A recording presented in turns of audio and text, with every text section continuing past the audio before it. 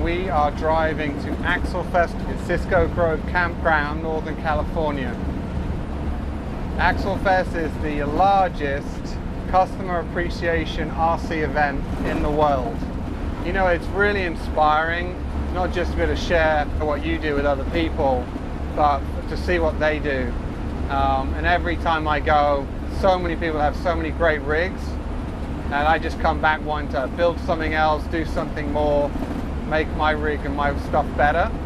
This year, for the first time, Night Customs is going to sponsor a trail at Axialfest, so we're very thankful for the opportunity to do that. Axial have made sure it's a super challenging trail. We can't wait to get our rigs on it and complete it ourselves.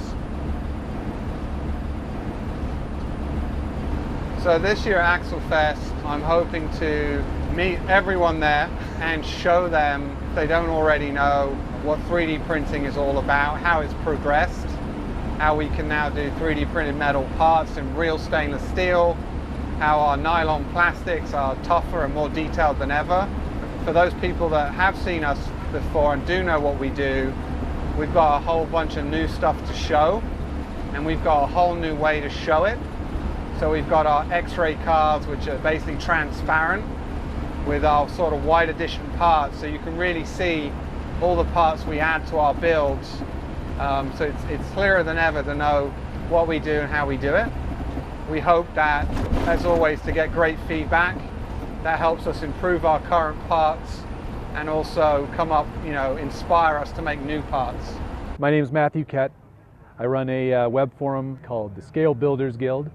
I think I was about 9 years old, and I was at the hobby shop, and I remember there was a television VCR combo, and they had a loop of the Tamiya Monster Beetle, and their promotional videos were always fantastic, but that video alone, I think, really got me hooked on the idea of the scale builds.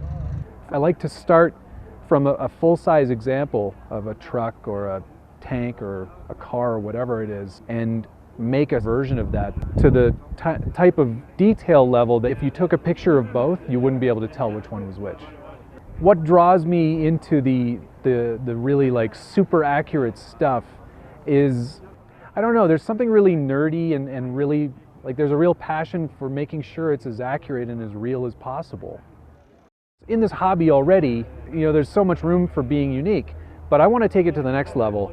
I don't want to have just a Lexan body painted on the inside and, out and run it and call it a day. I want to make sure that I have an interior, and that I have door panels, and I have a dashboard, and I've got the shifters, and I've got, the accurate seats for that model year of that particular truck. And I want to have an engine bay that doesn't show an electric motor, but the actual, if we're talking about Night Customs, he does a great Toyota SR5 22R motor that looks absolutely perfect in there. Actually, it's a 22RE because it's got the fuel injection.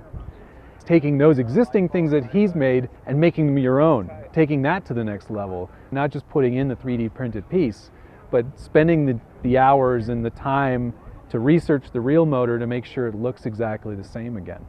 My name's Judd Rummage. I'm from Judd Rummage Concepts. I'm a professional builder. I'm finding that this whole build thing and builders in general have jumped up in the last year like a scary amount. It gets harder and harder to shine each year, and what makes a good RC build is pushing the limits. I want to see that like outer space build that's just like blows me away and makes me want to work even harder, or come up with that rare, out of left field, like, where did that come from? I think that's what makes a good build. It's just me, man. Whatever I want to do, it's my fantasy, and anything is possible. So what I did with the Overland International is I imagined that it's a extreme charter company, and it's a charter company that takes 6 passengers to wherever they want to go to do whatever they want to do. So this vehicle, it has 4 crew members. The truck has this like fantasy list of equipment that's like, all your sundries, everything that you need to eat, sleep, and drink for 6 days, but also tons of survival equipment. I've got a mini bike. I've got a lot of night duct, water filters, and backups and doubles of everything. It pulls a trailer. You can use that for whatever equipment you're bringing, and whatever you're going to do, we're going to take you there. You can do it safe, and we'll bring you back. Us guys who are in the one-to-one world, we want our rigs to operate like our one-to-one cars. I started out buying a China body Jeep. That's a TJ body. And I took the Axial 10.2 chassis, modified all that stuff to fit together. Then I went on to building my own roll cage for it, building an interior for it and so forth, getting a real detailed resin driver, put a servo in his head and a servo in his arm, so as the car is driving and you're making your left and right turns, the arm moves and the head moves like a real person driving a car. I got into putting pit bull tires on it. They're a one-to-one company who makes scale tires for the world. I got some VP wheels because they're copied after methods, and so I tried to make the car look as real as a Jeep as I could get it to look. A good scale rig could be anything. I mean, a good scale rig just has to be scale. That's it for me. I built this truck because I wanted to challenge myself with something a little different. Very short wheelbase. I'm running like 11.25 wheelbase, so it was a learning curve for me. It took a lot of modifications to get that wheelbase to work with everything, but it's upgrades to the hilt. I just wanted to build something that I can go all out with. The Tech Factory G10 wheels they put on there, those great wheels. Put that on there. I flipped them around for the deep dish look on there. I think they look awesome. The TKO V2 axles from '06, those are great axles. It's been a fun challenge because I've just been working out all the bugs on it, but I hopefully got it figured out now and I can get a good running rig out of it. Scale recreation has many aspects, many facets to it, and one of them is the staging and the driving.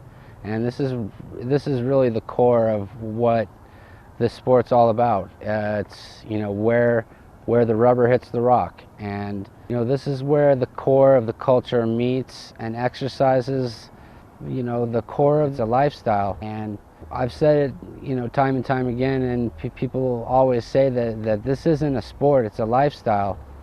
And you know, Axialfest is the greatest example of this lifestyle.